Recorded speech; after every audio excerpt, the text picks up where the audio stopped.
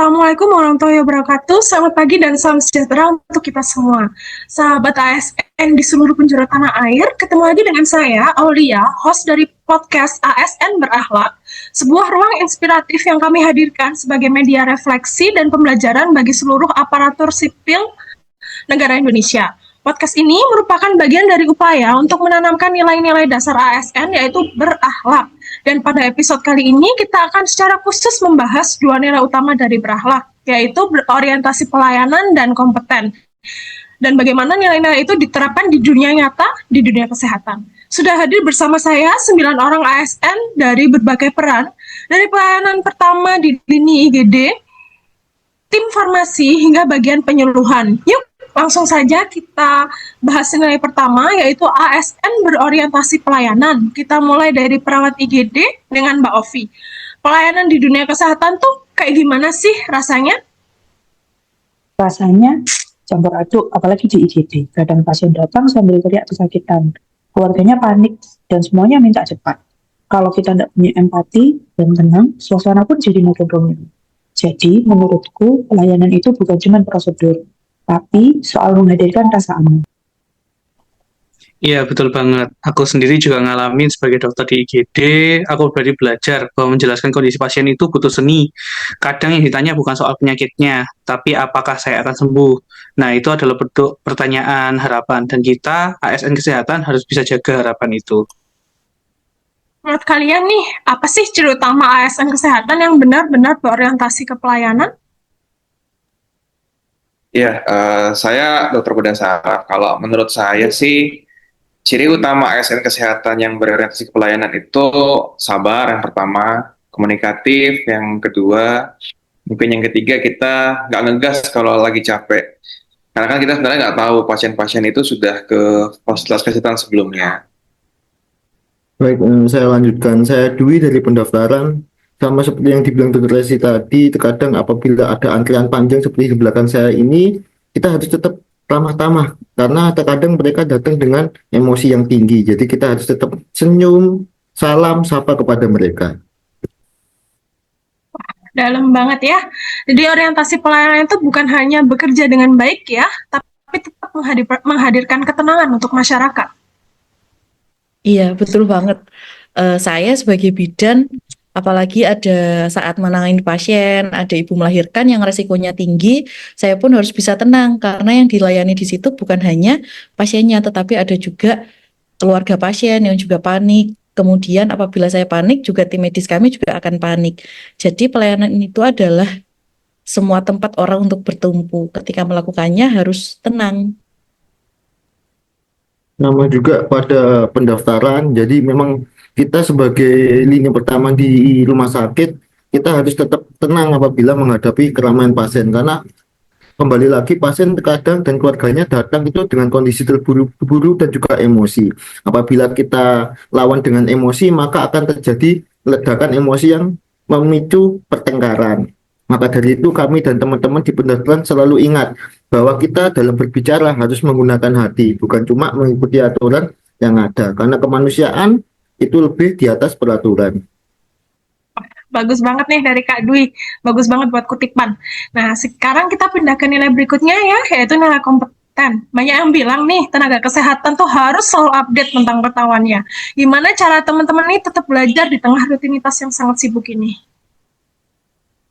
Kalau saya sebagai apoteker, secara pribadi itu mengikuti forum-forum online, farmasi dengan webinar, seminar, kadang juga diskusi soal interaksi obat terbaru dan update dari BPOM.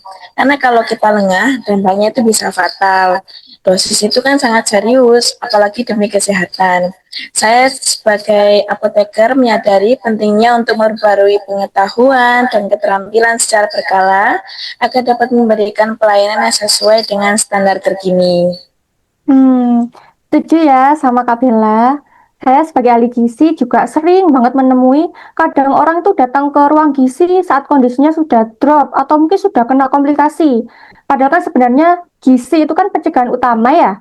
Karena kompetisi saya tuh diuji bukan di pengetahuan gizi saja, tapi juga di cara bagaimana meyakinkan pasien. Contohnya saya kadang bilang begini, Bapak, Kalau makan mie instan terus, obatnya nanti kurang loh kerjanya, gitu. Ya, dari itu saya belajar bagaimana cara menyampaikan pesan yang berat itu saya kemas dengan cara yang ringan. Karena kalau pelayanan yang baik itu kan pelayanan yang masuk akal ya, dan juga bisa diterima, gitu. Berkaitan dengan nilai kompeten, jujur tantangan itu nyata banget. Saya sebagai dokter gigi di puskesmas memang sibuk mulai dari pelayanan pasien, kegiatan promotif, edukasi ke sekolah, bahkan kerjasama lintas sektor. Tapi justru tanggung jawab itu besar, maka kita harus tetap belajar dengan meluangkan waktu untuk ikut webinar online atau offline, diskusi dengan sejawat, evaluasi dan belajar dari praktek sendiri. Kuncinya adalah kemauan untuk terus belajar sekecil apapun waktu yang kita punya. Betul itu yang disampaikan oleh Dr. Gigi Ridho. Saya pegang edukasi. Di sini tuh tantangannya kita bagaimana caranya menyampaikan hal medis ke masyarakat awam. Jangan pakai kita istilah-istilah yang rumit atau sulit dipahami. Kita harus memakai istilah yang lebih masuk dan mudah dicerna oleh masyarakat. Kita bisa memakai cerita, analogi, dan kita harus membuat mereka paham bahwa sehat itu adalah pilihan harian. Luar biasa sekali. Jadi di bidang kesehatan ini berakhlak itu bukan hanya sekedar teori ya, tapi nyata kita terapkan setiap hari. Kita itu selalu menjadi penenang, bukan penambah panik di masyarakat. ASN selalu memberikan solusi, bukan hanya melaksanakan prosedur. Wah, karena waktu kita sudah mulai habis ini, saya akan tutup dengan beberapa kata mutiara ya dari tamu-tamu kita untuk memotivasi para pendengar podcast kita pada pagi hari ini. Mungkin bisa dimulai dengan Kak Arum? Jadi kalau dari saya, menurut saya melayani pasien itu adalah bagian dari ibadah kami. Jangan melakukan pasien secara asal-asalan, apalagi senyum kita bisa menjadi obat pertama bagi pasien kita. Lalu dari saya sendiri, data-data pasien itu bukan hanya asal angka maupun tulisan, tetapi itu merupakan suatu cerita hidup yang harus kita selamatkan.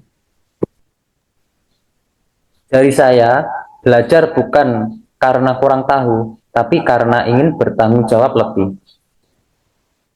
Dari saya, kesehatan masyarakat itu tanggung jawab yang kolektif. Dimulainya bisa dari kita. ASN sehat bukan hanya jasmaninya, tapi juga hati, akhlak, dan pikirannya. Kalau dari saya, pasien bisa lupa sama nama kita, tapi niat tulus dan perbuatan baiklah yang akan mereka cari. Kalau dari saya, kompeten adalah bentuk cinta karena kita selalu ingin memberikan yang terbaik. Jangan kerja hanya untuk kewajiban menggugurkan tugas, tetapi untuk membantu dan menyelamatkan pasien. Kalau dari saya, kompeten itu bukan karena pintar, tapi karena mau belajar terus. Sangat inspiratif sekali ya, ini dari tamu-tamu kita pagi hari ini. Dengan ini selesai sudah pertemuan kita. Bertemu lagi dengan saya di episode ASN Berakhlak berikutnya. Wassalamualaikum warahmatullahi wabarakatuh.